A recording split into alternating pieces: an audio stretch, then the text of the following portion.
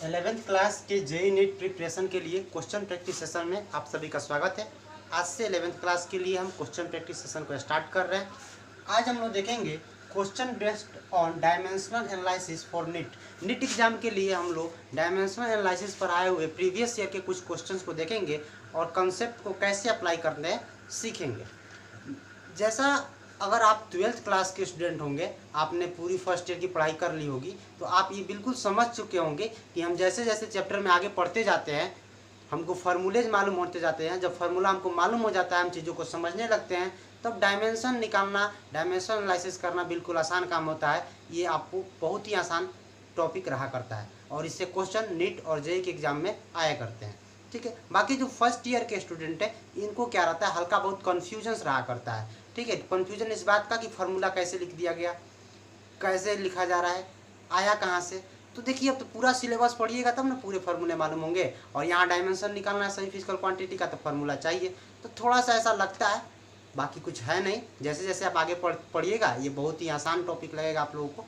ठीक है, फिर भी डायमेंशन एनालिसिस के चैप्टर में जो आप लोगों को कंसेप्ट बताए गए हैं, जो ऑफलाइन क्लासेस चलते हैं उसमें, तो उसी ऑफलाइन क्लासेस में जो कंसेप्ट बताए गए हैं उसको क्लियर करने के लिए, उस कंसेप्ट को क्लियर करने के लिए कुछ हम प्रीवियस ईयर क्वेश्चन को लेंगे, जिससे आपका कंसेप्ट क्लियर होगा। जो लोग कि मुझे यूट्यूब पर ही फॉलो कर रहे हैं उनको भी इन क्वेश्चन से काफ़ी हेल्प मिलेगा, उनको डायमेंशन एनालिसिस का कंसेप्ट क्लियर करने में मदद मिलेगा और वे ज़्यादा से ज़्यादा क्वेश्चन बना पाएंगे। तो आप लोग प्रैक्टिस करते रहिए। देखिए आज का पहला क्वेश्चन,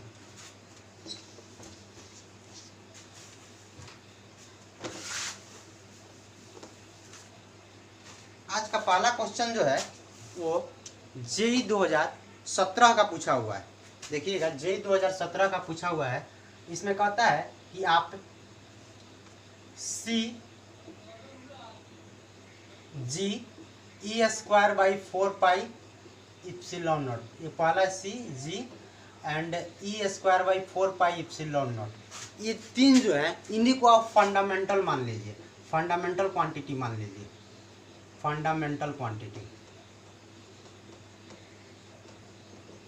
अगर इन तीन को आप फंडामेंटल क्वांटिटी मान लेते हैं तो लेंथ का डायमेंशन बताइए, पूछा है लेंथ का डायमेंशन बताइए, इन्हीं के टर्म में, इनके टर्म में लेंथ का डायमेंशन बताइए। तो देखिएगा कैसे काम करते हैं। हम लोग मानेंगे कि अगर हम लेंथ का डायमेंशन लिखना चाहेंगे, हम ऐसा मानेंगे तो सी का कुछ पावर एक्स आएगा। इसके लिए ऑप्शन दिया हुआ है, ऑप्शन देख लीजिए। अगर इसके लिए आप ऑप्शन देखना चाहें तो, बाकी जो सॉल्व होकर के आएगा उससे क्लियर हो जाएगा। हमको नहीं लगता है कि ऑप्शन लिखना बहुत ज़रूरी है। देख लीजिए कैसे आएगा। ऑप्शन नहीं दिया है सी का कुछ पावर, जी का कुछ पावर। अगर एल का हम डायमेंशन सी जी और e square by 4 pi epsilon naught के टर्म में लिखेंगे, जैसे हम लोग डायमेंशन एनालिसिस में क्या करते थे, एल एम टी आई ये सब के टर्म में लिखते थे, उसी तरह इसको क्या करना है, एल को c G e square by 4 pi epsilon naught के टर्म में लिखना है।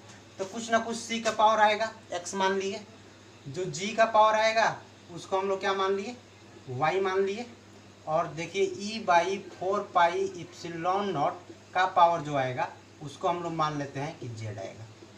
तो देखिए एल का डायमेंशन, लेंथ का डायमेंशन आप लोग को चाहिए, यहाँ लेंथ है, लेंथ है, लेंथ है, ऐसा समझिए, लेंथ का डायमेंशन चाहिए।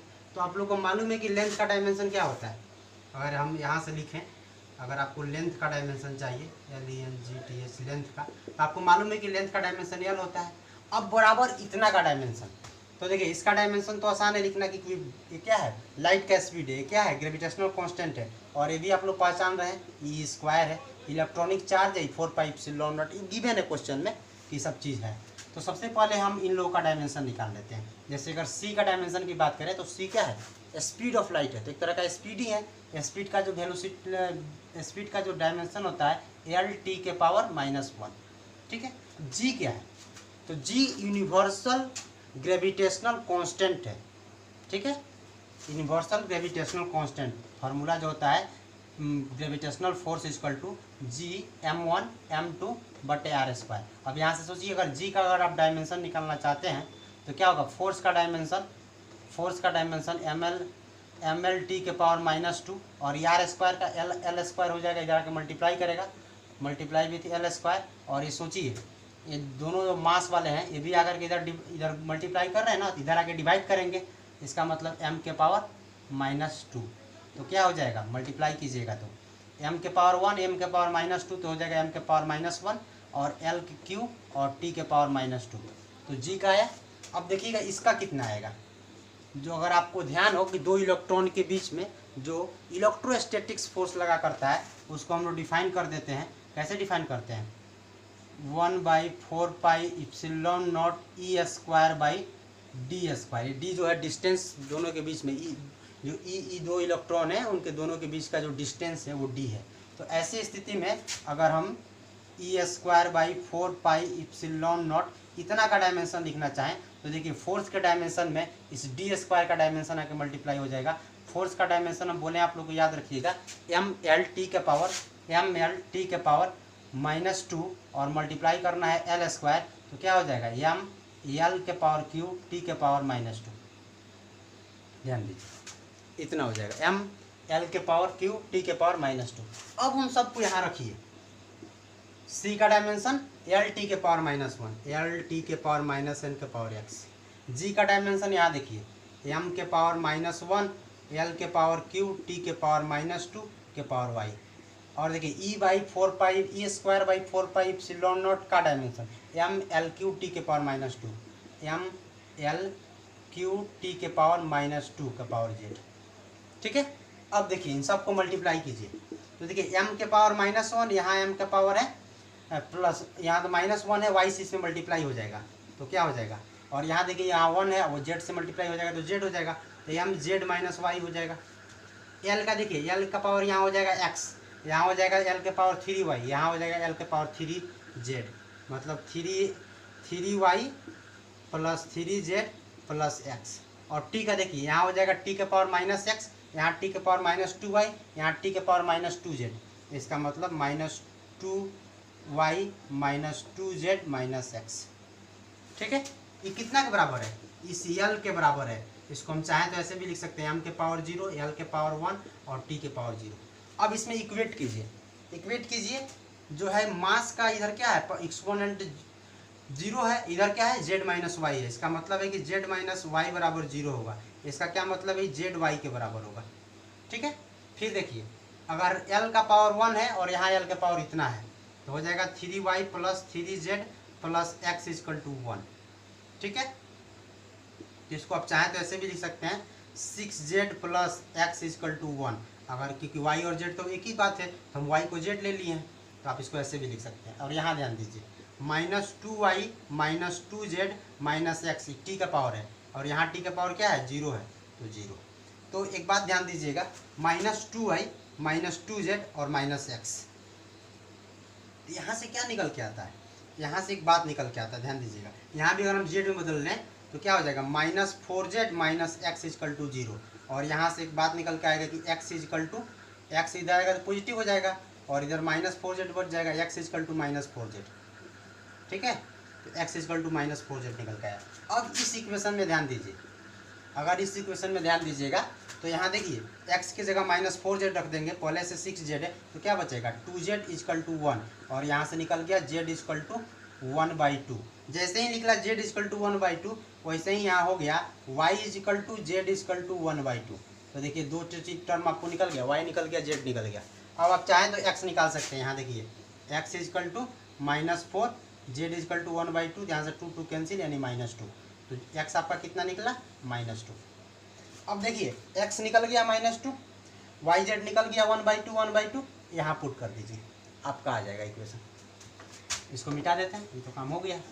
तो देखिए यहाँ जैसे ही पुट कीजिएगा तो क्या हो जाएगा, c के पावर आप पुट कीजिएगा x तो हो गया -2, y g के पावर तो -1/2 और e²/4πε0 का पावर -1/, ये 1/2 था ना, 1/2। तो देखिए क्या हो जाएगा 1/c² माइनस पावर में तो नीचे जाकर पॉजिटिव हो जाएगा और ये क्या हो जाएगा, ये हो जाएगा पूरा। अगर आप देखें तो g × E²/4πε0 का पावर 1/2। यही आपका अगर लेंथ को का डायमेंशन आप इन c g और E²/4πε0 के टर्म में लिखना चाहेंगे तो यही आएगा। ठीक है, तो ये जो था ये जो था 2017 नीट का क्वेश्चन था, 2017 नीट का क्वेश्चन था। अब हम लोग देखेंगे अगला क्वेश्चन।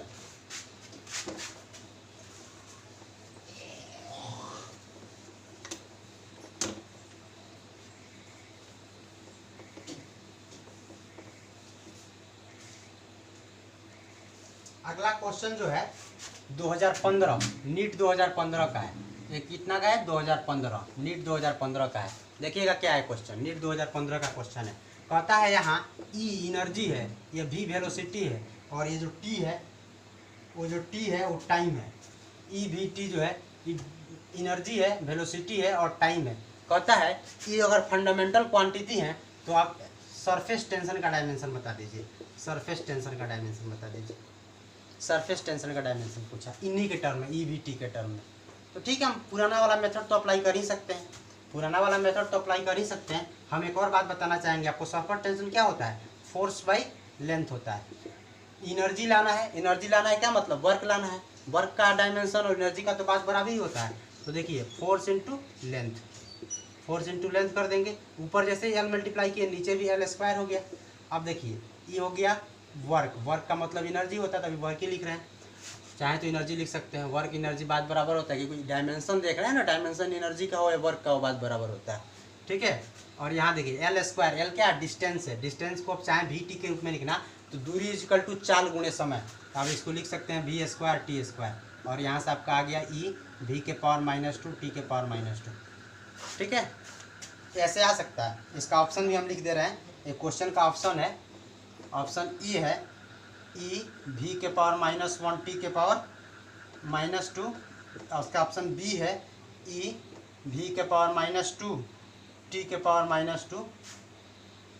फिर सी है ई स्क्वायर वी के पावर -1 टी के पावर -q, और डी जो है वो क्या है? ई वी के पावर -2 टी के पावर -1। तो देखिए इसमें जो आपका है ये बी नंबर ऑप्शन सही है।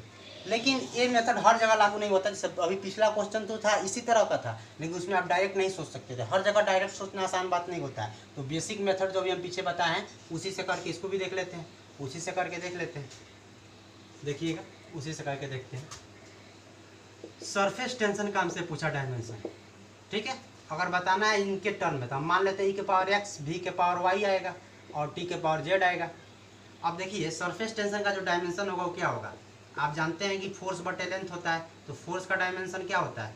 फोर्स का हम बोले थे, याद रखिएगा, एम एल टी के पावर -2 बटे लेंथ। तो लेंथ से लेंथ कैंसिल। इधर देखिए एनर्जी का क्या होता है? हम बताएं जो वर्क का होता है वो एनर्जी का होता है, और वर्क का आपको हमेशा याद रखने के लिए बोले हैं ml² टी के पावर -2। ठीक है, और वेलोसिटी इसका पावर x, और वेलोसिटी का क्या होता है? एल टी के पावर -1 इसका पावर y, और टाइम का क्या होता है? टी के पावर z। ध्यान दीजिए, और यहाँ देखिएगा तो आपका क्या आ गया? m टी के पावर -2। आप चाहें तो l के पावर 0 भी लिख सकते हैं। आइए यहाँ देखिएगा m ही है, तो m का पावर यहाँ x आ गया, दूसरा कोई m नहीं है। और यहाँ देखिए l के पावर 2x, यहाँ l के पावर y, यानी l के पावर 2x प्लस y। ठीक है, l के पावर -2x और यहाँ l के पावर -2y, तो यहाँ क्या हो गया? l के पावर -2x -y। हाँ, ये जो t है ना जी, t है, t के पावर -2x टी के पावर -y टी के पावर z। तो टी के पावर -2x टी के पावर -y प्लस टी के पावर z। आइए अब इक्वेट करते हैं हम। यहाँ देखिए m का पावर 1 है, m का पावर x है, इसका मतलब x = 1, x = 1 आ गया। दूसरा का देखिए 2x प्लस y, l का पावर है, l का पावर इधर 0 है, = 0। This implies y = 2x, this implies x = 1, तो y = क्या हो जाएगा?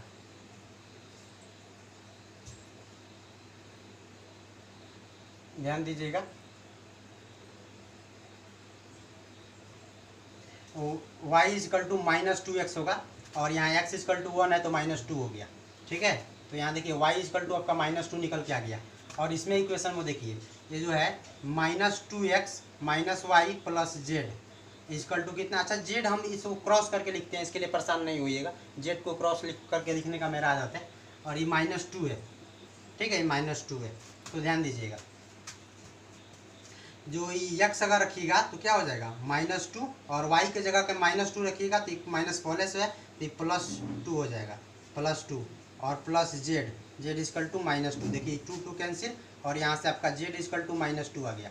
तो देखिए ई के पावर 1 हो जाएगा, एक्स इजकल टू 1 निकला है, और v के पावर वाई तो y इजकल टू -2, t के पावर y यहाँ देखिए 1 हो जाएगा, इसका -2 हो जाएगा और इसका -2 हो जाएगा। तो ऐसा ऑप्शन कौन है? ये वाला, e के पावर 1, v के पावर -2, t के पावर -2, देखिए वाला ऑप्शन सही है।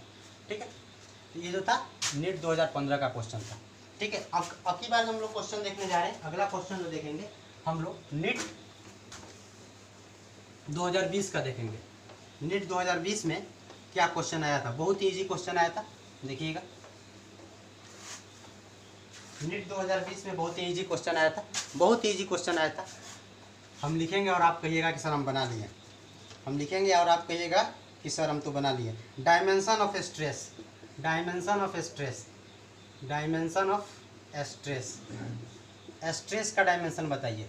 तो क्लास में कराया जा चुका है, हम आपको बताए हैं कि स्ट्रेस का अगर डायमेंशन निकालना चाहते हैं तो जान लीजिए स्ट्रेस इक्वल टू होता है फोर्स बटे एरिया, और एरिया तो फोर्स का डायमेंशन बोले याद रखिएगा ml/t के पावर -2, और एरिया का डायमेंशन l²। तो क्या हो गया ml के पावर -1, t के पावर -2। तो यहाँ देखिए आपको स्ट्रेस का जो है डायमेंशन मिल चुका है, स्ट्रेस का डायमेंशन मिल चुका है, ध्यान दीजिएगा।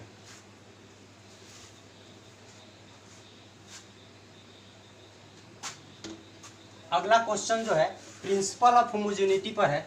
अगला क्वेश्चन प्रिंसिपल ऑफ होमोजेनिटी पर है, ध्यान दीजिएगा। अगला क्वेश्चन आपको प्रिंसिपल ऑफ होमोजेनिटी पर है, और ये आपको प्रिंसिपल ऑफ होमोजेनिटी को कॉन्सेप्ट को क्लियर करेगा, तो ध्यान दीजिएगा। और ये क्वेश्चन जो है नीट 2007 में पूछा गया था, नीट 2007 का पूछा हुआ क्वेश्चन है। देखिए किसी भी क्वेश्चन को समझाने में हम जो है कॉन्सेप्ट को क्लियर करते हुए चल रहे हैं, लेकिन अगर आपको कोई दिक्कत रह जाती है तो आपको डिस्क्रिप्शन बॉक्स में व्हाट्सएप का नंबर दिया हुआ है, आप चाहें तो उस पर अपना क्वेश्चन पूछ सकते हैं, और अपना पर्सनल जो भी आपको उस टॉपिक से रिलेटेड बात करना है कर सकते हैं। ठीक है, तो ध्यान दीजिएगा 2007 में क्या पूछा है क्वेश्चन, पूछा है देखिए एक इक्वेशन दिया है, v इक्वल टू क्या है,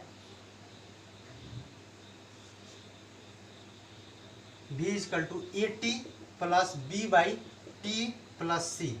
इसने बताया क्या क्या है कि v जो है, ये जो v है वो वेलोसिटी है, वेलोसिटी है, और t जो है टाइम है।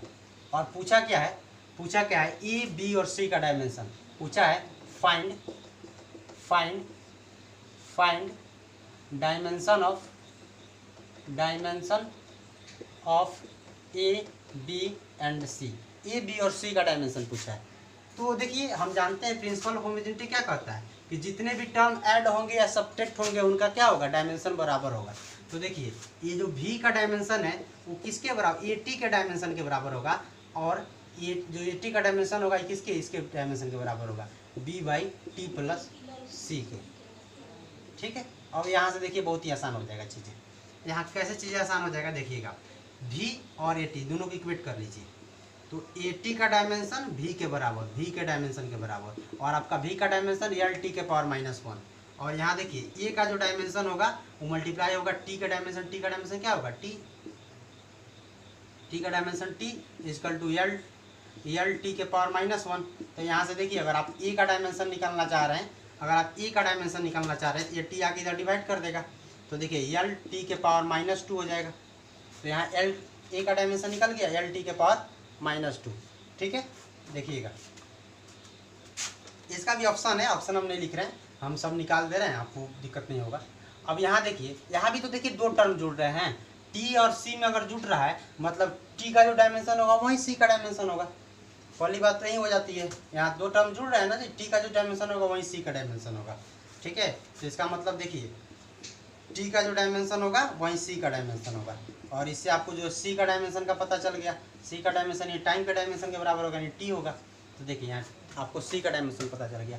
अब b का डायमेंशन, तो देखिए B/T प्लस C का जो डायमेंशन होगा वो जो है v के डायमेंशन के बराबर है, जो कि LT के पावर -1 है। अब देखिए T प्लस C दोनों टाइम में जुटेगा तो टाइम ही आएगा, तो b का डायमेंशन तो नहीं पता है, इसका पता है कि टाइम आने वाला है, और इसका क्या है L, और ये क्या है T के पावर -1। तो यहाँ से देखिए अगर b का डायमेंशन आप निकालिएगा तो यह t के पावर -1 में जाके t मल्टीप्लाई हो जाएगा, t के पावर -1 में t मल्टीप्लाई, दोनों कट जाएंगे, क्या बचेगा l। तो यहाँ से आपको b का डायमेंशन जो है l निकल गया। ठीक है, तो बहुत ही आसान है, बस आपको ये मालूम होना चाहिए कि प्रिंसिपल ऑफ होमोजेनिटी क्या कहता है कि प्रत्येक जो टर्म होते हैं जो कि प्लस और माइनस से अलग होते हैं, उन टर्मों का अगर करेक्ट इक्वेशन है तो डायमेंशन क्या होना पड़ेगा, इक्वल होना पड़ेगा। ठीक है, तो आपका ये 2007 का क्वेश्चन रहा। आगे देखिएगा,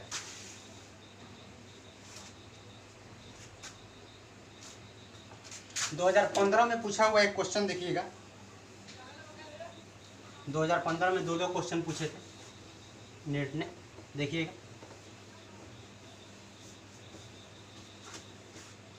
2015 में क्या क्वेश्चन पूछता है, कहता है कि क्रिटिकल वेलोसिटी जो v है, अगर उसका आप डायमेंशन लिखना चाहें, और डायमेंशन जो है, डायमेंशन जो किसके टर्म में लिखना है, क्रिटिकल वेलोसिटी v का जो डायमेंशन लिखना है वो किनके टर्म में लिखना है, ईटा रो और r।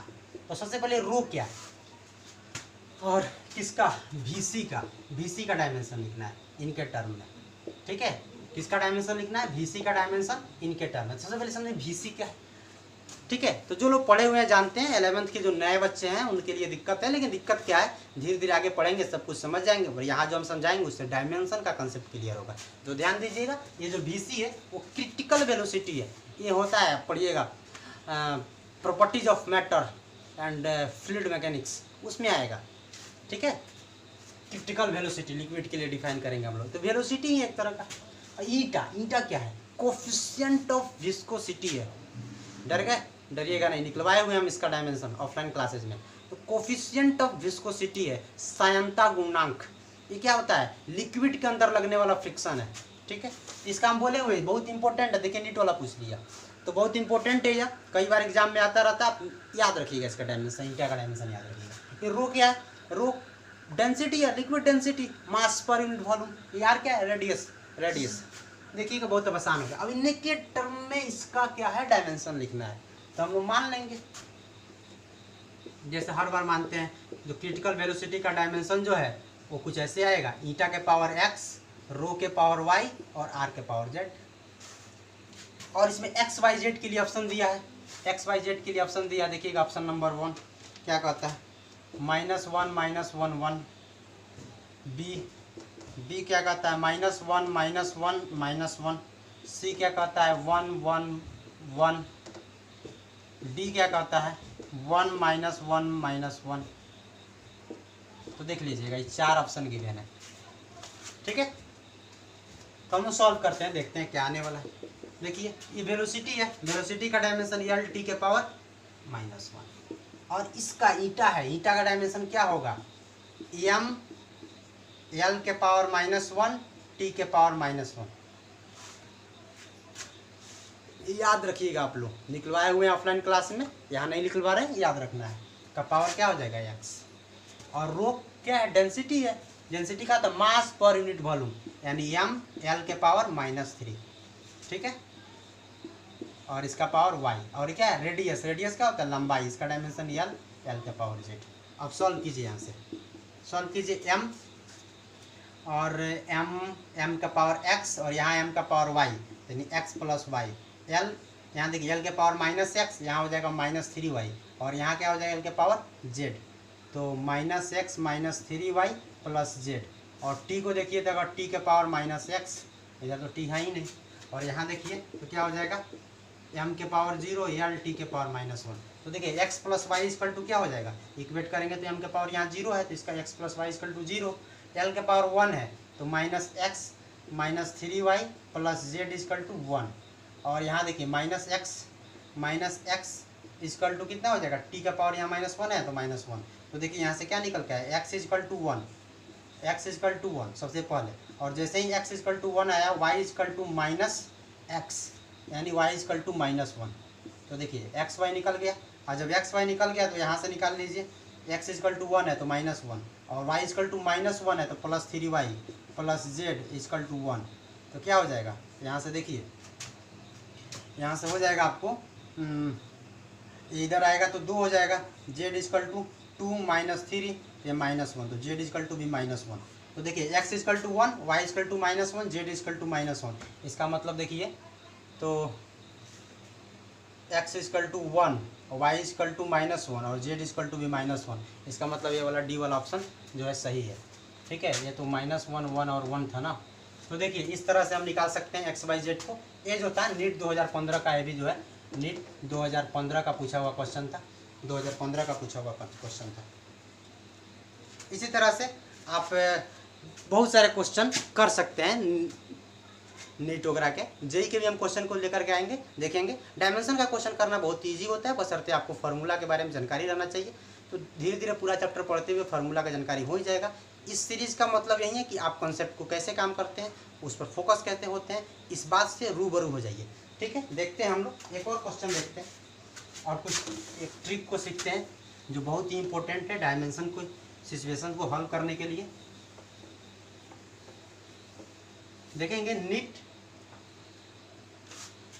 1996 का पूछा हुआ क्वेश्चन है। ये जो है 1996 का पूछा हुआ क्वेश्चन है। तो क्वेश्चन तो कुछ पुराना पूछा हुआ है, लेकिन कुछ कॉन्सेप्ट को क्लियर करेगा, इसलिए इसको ले लिए हम। ठीक है, कहता है which of the following will have the dimension of time. कौन इसमें से डायमेंशन ऑफ टाइम है, टाइम का डायमेंशन कौन है, पहचानना है। और ऑप्शन दे रखा है, ऑप्शन क्या दिया है, ऑप्शन क्या दिया है, LC R/L, B C option L/R और D ऑप्शन जो दिया है वो आपको C/L दिया। तो 4 ऑप्शन दे रहा है, कह रहा है कौन इसमें टाइम का डायमेंशन है। तो आप एक ट्रिक याद रखिएगा, आप एक ट्रिक याद रखिएगा। ट्रिक क्या कहता है, कहता है लार L/R, CR और लक √LC, इन तीनों का डायमेंशन जो है वो इक्वल होता है। और किसके इक्वल होता है, टाइम के इक्वल होता है, टी के इक्वल होता है, टी आता है। तो लार CR लक का डायमेंशन टी होता है। तो यहाँ देखिए लार CR लक में से कोई मिला, यहाँ मिल गया लार, तो ये ऑप्शन सही है। बाकी आप चाहें तो चेक कर सकते हैं, L का जो है इंडक्टेंस और R जो है रेसिस्टेंस। इंडक्टेंस का क्या होता है, M/L² T⁻², I⁻², और रेसिस्टेंस का होता है M/L² T⁻³ और I⁻²। देखिए सारे कट जाएंगे, 1/T⁻1 बचेगा और ये जो है T ऊपर चला जाएगा। ठीक है, तो देखिए आप इसको चेक भी कर सकते हैं, बाकी सब जगह रख के चेक कर लीजिएगा। इसमें अगर आपको C का डायमेंशन नहीं मालूम है तो ऑफलाइन क्लास में उसको भी करवाया गया है कि C का डायमेंशन कैसे निकालते हैं। बाकी हम यहाँ लिख दे रहे हैं, C का जो डायमेंशन आता है M⁻⁻1, L⁻², T⁻4 और I⁻², और रख करके चेक कीजिएगा। तो बाकी किसी में ऐसा नहीं होगा कि टाइम आएगा, टाइम इसी में आएगा। और इन 3 कंडीशन में टाइम आता है। तो याद रखिएगा लार CR लक का जो डायमेंशन होता है वो T होता है। ये बहुत ही है बढ़िया ट्रिक है, कई बार आपको यहाँ से इंडक्टेंस का, रेसिस्टेंस का तेजी से क्या है कि डायमेंशन निकालने में मदद मिलेगा। तो तैयारी करते रहिए, पढ़ाई करते रहिए। मिलते हैं नेक्स्ट लेक्चर में। All the best.